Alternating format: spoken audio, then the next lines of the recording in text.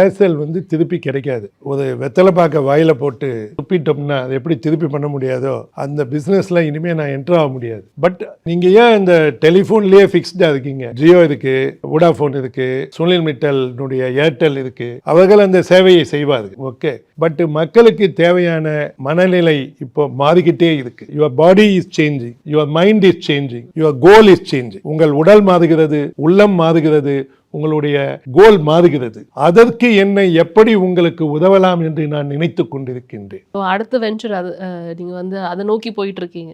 அதை நோக்கி போய்கொண்டிருக்கிறேன். நீங்கள் வெஞ்சர் என்று சொன்னதினால் நான் யோசித்துக் கொண்டிருக்கின்றேன். ஒரு சாதாரண தமிழ்நாட்டைச் சேர்ந்த ஒரு பெண்மணி 30,000 ரூபாய் சம்பாதித்தால் அவள் ஃபேஷனுக்காக என்ன செலவிடுவாள்? ஒரு 5,000 ரூபாயா?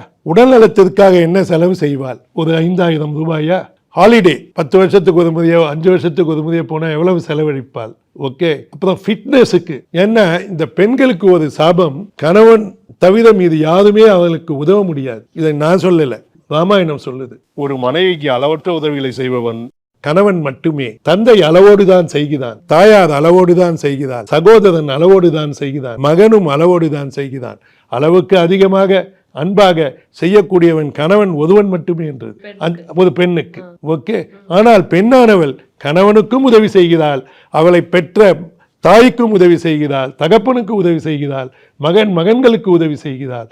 ஆனால் அவள் செய்கின்ற ஒரே தவறு, அவளுக்கு அவள் உதவி செய்வதில்லை. ஒரு நாள் ராஜீவ்காந்தி கேட்டாரு, ஓகே, நான் ஸ்வீடனுக்கு போனேன், அங்கே அந்த மொபைல் ஃபோனில் உங்க கூட பேசினேன், நாம் இந்தியாவில் என்ன செய்யலாம் என்று கேட்டேன். நான் சொன்னேன், நம்ம இந்தியாவில் ஒரு வயர்லெஸ் பாலிசி என்று போகலாம் சென்று.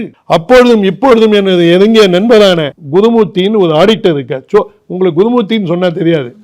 ஓகே, ஆடிட்டர் குருமூர்த்தின்னு சொல்றதை விட துக்ளக்கு இப்ப ஆசிரியராக இருக்கிறார், RSS மெம்பராக இருக்கிறார். அவர் பிஜேபி நிறைய பேர் பிஜேபி நினைச்சுக்கிறாங்க. அவர் RSS advise BJP, RSS is much higher goals. அவரிடம் கலந்தேன். எனக்கு எழுத்து திறமை குறைவு, எல்லா திறமையும் குறைவு தான். இதுல எழுத்து திறமை கொஞ்சம் மட்டம்.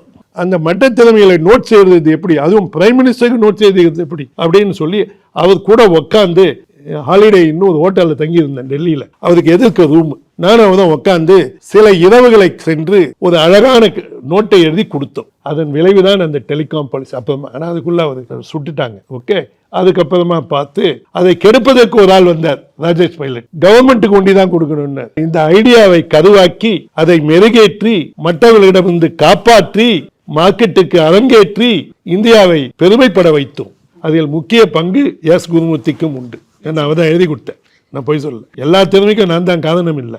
இதையும் மகாபாரதத்துல சொல்றேன், ஒருவருக்கு கிடைக்கும் வெற்றி அவருக்கு கிடைக்கும் ஆலோசனையை பொறுத்துத்தான். நான் அதனால் தான் ஆலோசகர்களை தேடுகின்றேன்.